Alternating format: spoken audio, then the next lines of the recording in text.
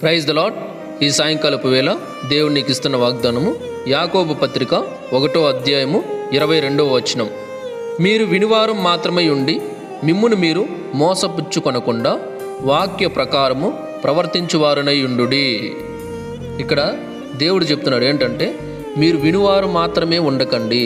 అంటే మీరు వినే విషయంలో మీరు ఇప్పుడు వింటున్నారు, అలాగే ఉండిపోకండి.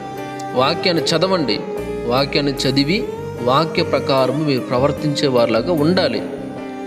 ఎందుకు అంటే వినివారు మాత్రమే మీరు ఉన్నారంటే ఖచ్చితంగా వింటారు, మళ్ళీ వదిలేస్తారు.